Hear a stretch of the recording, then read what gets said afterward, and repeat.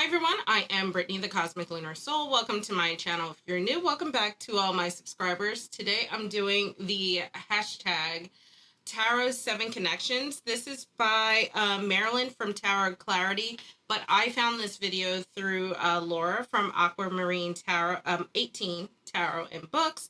I will link both videos in the description below, and I will have all the prompts linked below, and of course, this video is timestamped. So if you're curious about all of that, go ahead and get into it.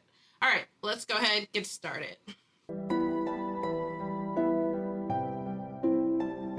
So I feel like I've answered some of these questions in the past, but the cool thing about these questions is that over time, I think the answer changes. So while I have some other videos that are kind of similar, ask very similar questions, I think enough time has passed that it's not too redundant to do it again. And of course, as always, I would love to hear your guys' opinion about stuff. If there's anything that pops up in the video that you want to hear a little bit more about that's kind of outside this video, let me know by commenting below. And let's go ahead and get into the prompts. So there are 7 prompts. Prompt number 1. Are there any types of readings that you won't do? Why or why not? So I actually posed this question to my Discord. So if you're curious about some of this stuff, we kind of talk about it offline, like off of YouTube. Check out my Discord, link below. And it was very curious to see how people's practices have changed over time, including my own. So there are readings that I won't do. I think the classic, like, I'm not going to read about, like, any questions about when or how someone is going to die. I also don't like to do health readings, and I don't like to do legal readings, but kind of like in this caveat. So what I mean by the caveat thing is, like, if I have a client that I'm working with, I am a little bit more open to what I will read on versus when I'm doing like my live streams and my free readings, because I don't have the time in those situations to dive in as deeply as I would like for a private reading. So, in the instance of like private readings, I think I would do health in some regard, and I would do legal in some regard. But the problem is, like, I'm not a doctor. I'm also not a lawyer. And laws vary so wildly from state to state. And it would be hard for me, I feel like, to be confident in the readings that I give. I remember I was talking to Laura about this because she's much more open with the types of readings. Like, she's very much, she basically said, like, there's not much that she wouldn't do a reading on. And a lot of that stems from her being much more predictive of a reader than I feel like I am. But I think as I have been going along, I've been exploring this world of predictive readings.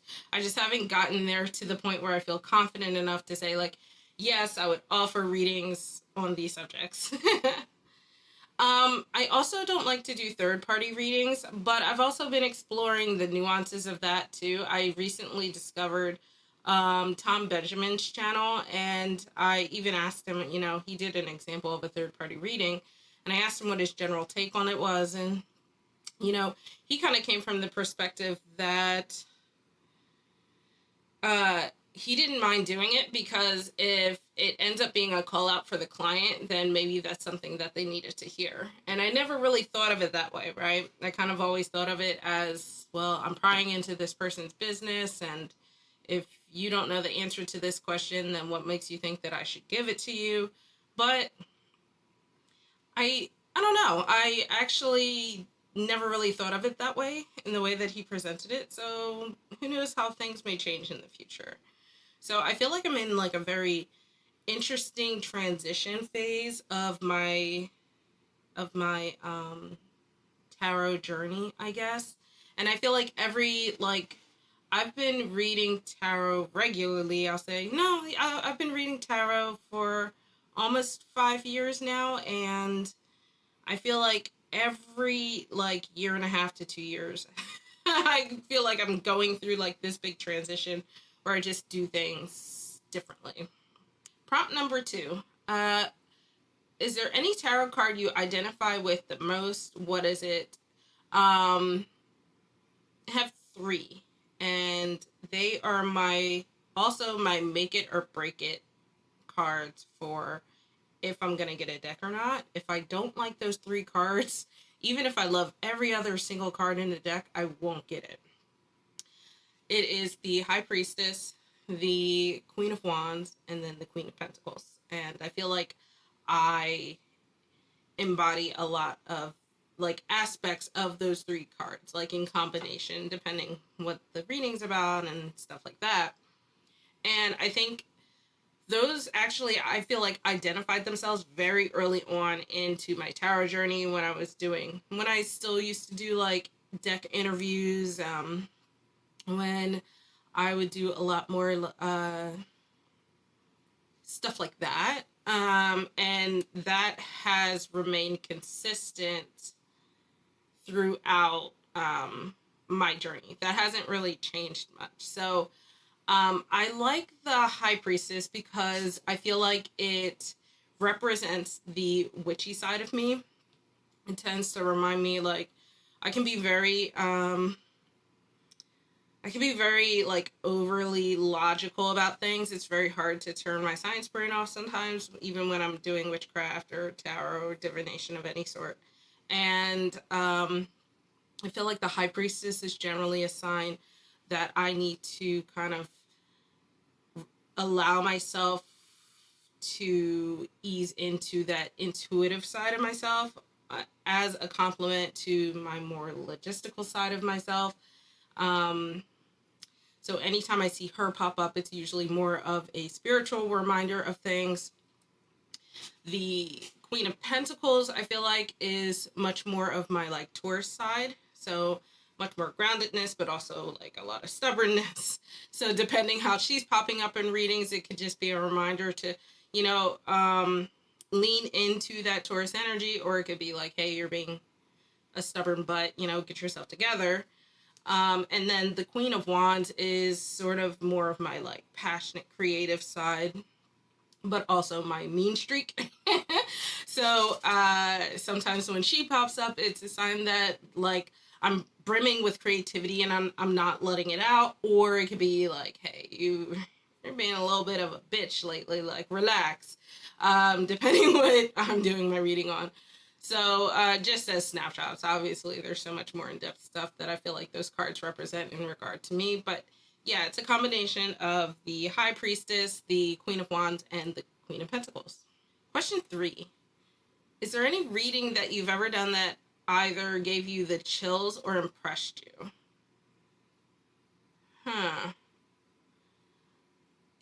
Yeah, I wouldn't say gave me the chills, but I would say impressed me, yes. I feel like there are moments where, like, I'm really tapped into a specific person, and it just feels so natural to give the reading to. And just due to my very nature, that's not something that's very easy, just in general. So when I have a reading and things just feel very seamless and everything just flows together and the cards are just like so complimentary, it's very much like the floodgates are open. I love those moments. So I will say that I guess if I had to identify a moment where I was like really impressed with myself was the first time. I was like, oh God, very early on into when I started doing tarot. I think it was only like 2 years in. So it was like the first fall we could have real Halloween parties, but still not quite inside. So my best friend hosted a Halloween party outside, and she asked if I would do readings, and I was like, sure.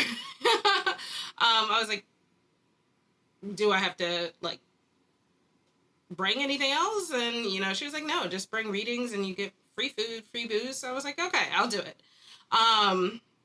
It was more so a challenge for me, and I figured it would be a learning experience, but one of her friends, I didn't realize, also does her own readings like for herself, and she came to me and we kind of talked through stuff. It was more so about if I recall, her business.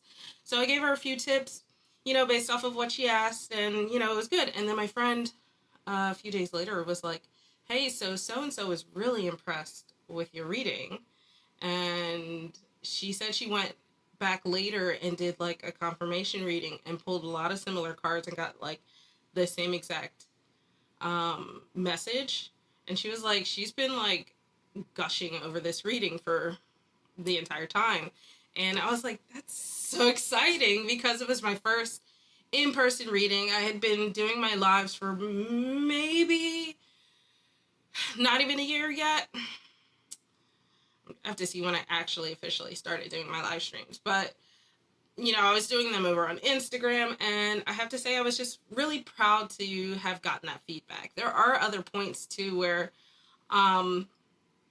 you kind of have a reading that's actually the polar opposite, and you just feel like, I don't feel like I'm getting through to this person. I don't feel like we connect well. The reading felt very difficult to piece together.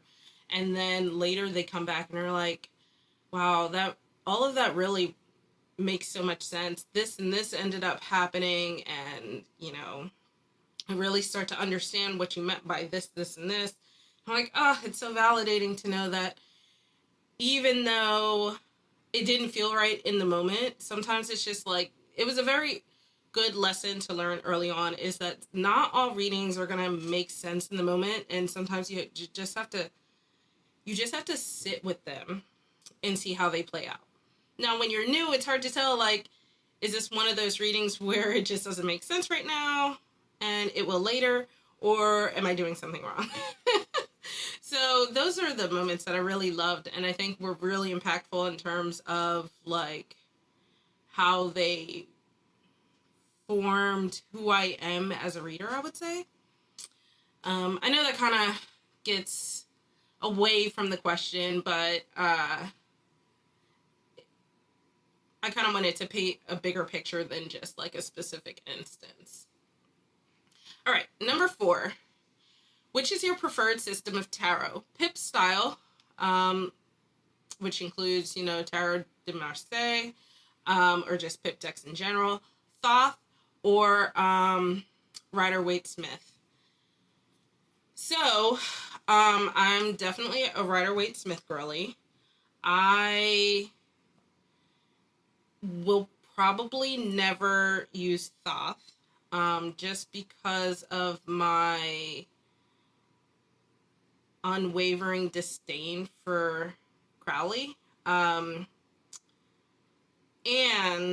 also because Thoth is so astrological based, and that's not my strong suit.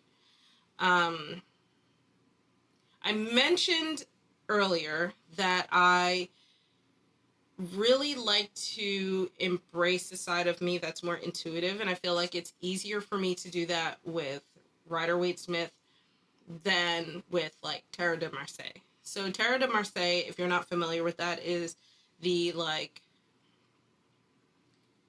essentially, I don't want to say this wrong, but it's essentially like the original style of tarot. The minors are all pips. Pips, if you're unfamiliar, just means that like 5 cups is 5 cups, 5 swords is 5 swords. Tarot de Marseille is a little different in that structure. It's hard to explain. You know what? Pause. I'm gonna get a deck and I will show you what I mean. Okay, so I'm gonna use the example of the 2 decks from Bouchette Designs. So this is Rider Waite Smith based, this one. And then this one is Tarot de Marseille based. And I will kind of show you an example of the difference. So in traditional Rider Waite Smith, you kind of have this imagery. This is Rider Waite Smith based, but it doesn't have the traditional, cards, or images, I should say, rather. But the classic is like the 3 overturned cups here, and then the 2 upright cups. That's pretty standard, right? comparatively, in Tarot de Marseille, we just have 5 cups. There might be some ornate stuff that you kind of see here and stuff like that, but in reality, all you see are the 5 cups. And that is kind of how all of the pips are set up. All of the minors are set up. So Rider Waite Smith is very much more, imagery based. There's a lot more. It's more focused on this symbolism. Thoth is sort of similar, but then introduces a very big astrological component. And then Tarot de Marseille is very much numerology based. So you can sort of combine all of those things with any deck that you use, but different systems lean towards different preferences. That's basically the gist. I mentioned I am really wanting to be a little more intuitive. I do like the numerology side of things, so I do utilize that while using Rider Waite Smith, but Rider Waite Smith is my system of choice. I do not enjoy pip decks when the minors aren't illustrated. I think I like Rider Waite Smith best because I can utilize the best of both worlds, the best of all worlds, if I wanted to, right? There are still astrological associations with the cards. You can still utilize numerology, and you still get to intuitively use the symbolism represented in the decks. So that just is what jives with me. It tends to be what I recommend for new readers, just because there tend to be way more resources for that. But at the end of the day, it depends on your personal style and taste when it comes to giving readings or doing tarot, I should say. Number 5, do you prefer doing in-person readings, remote, or other types, and why? I don't do in-person enough to 100% be confident in it. I have done it successfully, but because it's so infrequent, each time kind of makes me nervous. It makes me feel like the first time that I ever went live, right? So I was super nervous about it, and I've not gotten out of that cycle in terms of in-person readings.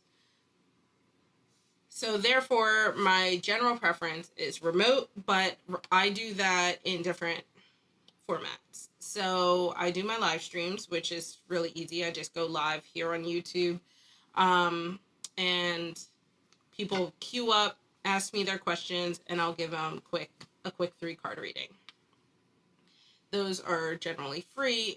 It's good because people can kind of get an introductory reading on something that they're curious about, and then can take it upon themselves to pay a reader for something a little bit more in depth.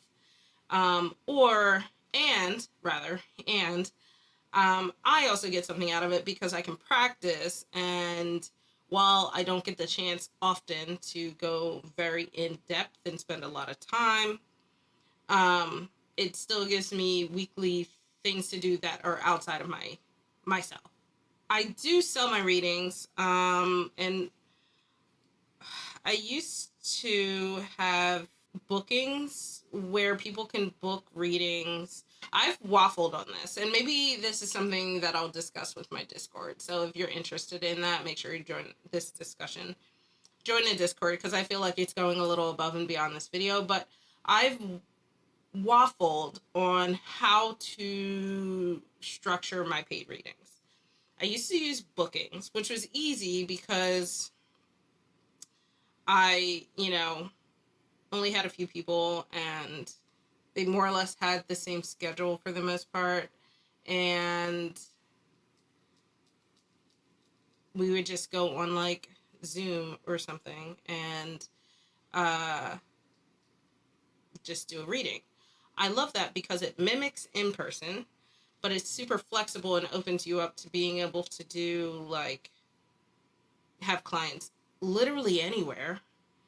and you don't have to take the time to physically go anywhere. But it opens you up to your time being wasted, which I worried about. And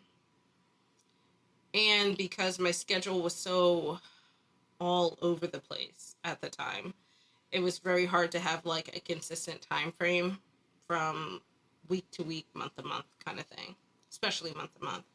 So I stopped doing those and opted for writing. I actually didn't mind that so much because I would do a write up and then send the link. I would save it in like my Google Drive, send a link to the person that paid for it, and then we could talk about it. And it still allowed me to get back and do, like, if they needed clarification, I could do some clarifications, write that and add it to their write up. So when they went into that link again, they would just see the extra blurb added in.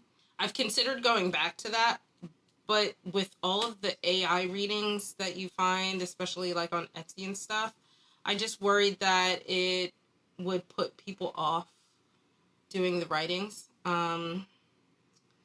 So I don't know. What are your thoughts on that, guys? And then I currently, right now, what I'll do is actually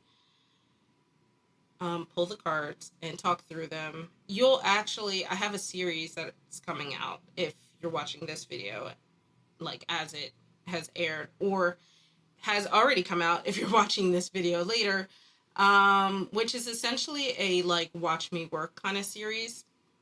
And I'll do like mock readings, and that's essentially, you're kind of getting like a behind the scenes almost of how I do my paid readings now, where I'll pull cards and then talk through them. The only difference is in that series I'm talking through my process to you instead of talking through the reading to the client.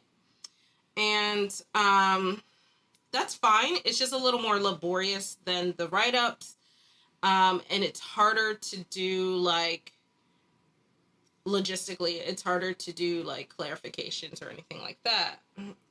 Pros and cons to everything, right? But I am curious what you guys like to do. I guess to answer that question then, do I have a preference? I bet if I did like the live, like in person or Zoom readings again, I would get comfortable and I'd probably enjoy that better. I'm assuming based off of like how things have gone in the past. So number 6, besides tarot, are there any other oracular systems you enjoy using? Which ones and why? Yes, there are plenty. Obviously, I like to use Oracle as well. Oracle and tarot are probably the most common and regular that I use. I do have witches runes. I use them infrequently, but I do use them. I also have I love using coins. So I have divination coins and then I have yes no coins. I love using my yes no coins. It's really nice for like quick answers. So one of the things, I have a video on like reframing questions, but I feel like sometimes people ask yes or no questions because they want something a little more, right? But I don't like pulling detailed readings out of a yes no answer. I like to get the answer and then from there we're like, well, why? I don't know. It feels more intentional when I'm doing it that way versus the other way when you're pulling a yes no question and you're trying to get a yes no answer but also an implied detail from that is more wibbly wobbly than just saying like, okay, I need yes or no, a very clear yes or no, which I can get from my coin, and then from there pull out the details of why is it yes and why is it no, or why is it no. So I very much love using my yes no coin. I am learning Lenormand. So we recently did a Lenormand challenge on my Discord.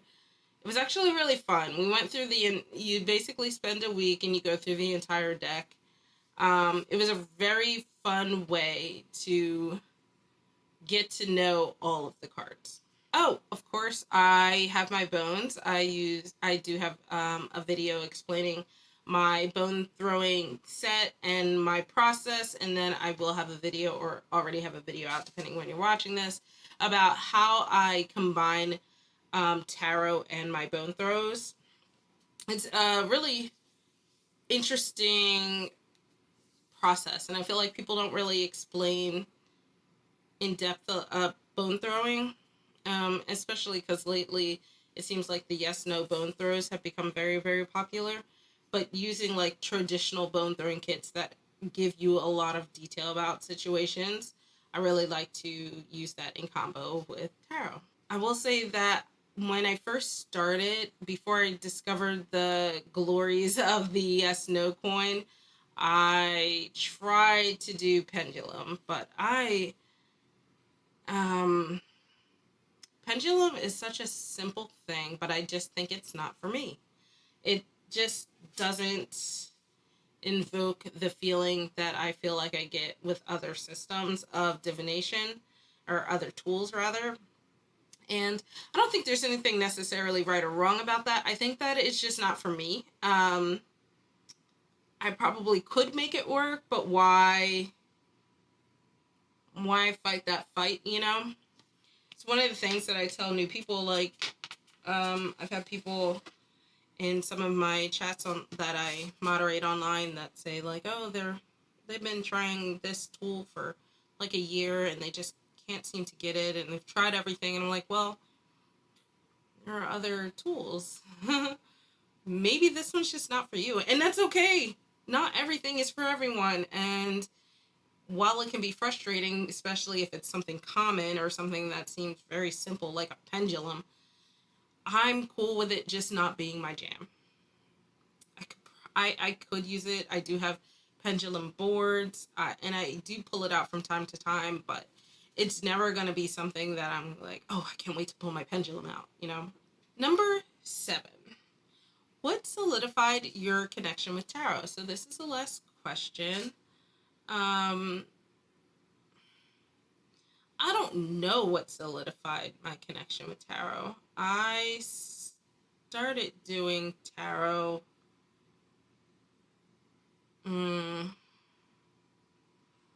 just as a morbid curiosity when I was getting into witchcraft. It just seemed interesting, and I wanted to learn about it, and then I wanted to try it, and then I kind of had a knack for it, and now here we are. um, so I've mentioned in other videos, I guess more seriously, I have a very secular practice. I feel like spirituality means something different to me. It's more so like connecting with my own inner energy and how that helps me navigate the world. And therefore, tarot is a tool to help me do that, which is why I mentioned before, with my whole tarot journey changing and kind of trying to figure out where the whole concept of predictive readings fit in. Where do they fit into all of this? Because from a secular standpoint, you can't tell a future, right? So, but um, I feel like my connection to tarot just, there wasn't any singular thing that solidified it. It was just more so, you know, when you're shoe shopping, you're looking for like something specific. You want it for like a specific trip or a specific event, and you just can't find the right thing. And then you just decide one day, you know what? This place seems fun. Let's go in, and no expectations. And you try on a pair of shoes and you're just like, oh my God, this is amazing. This is what I've been looking for the entire time. That's kind of what tarot was for me. I would not be able to go back and identify a singular moment for myself. But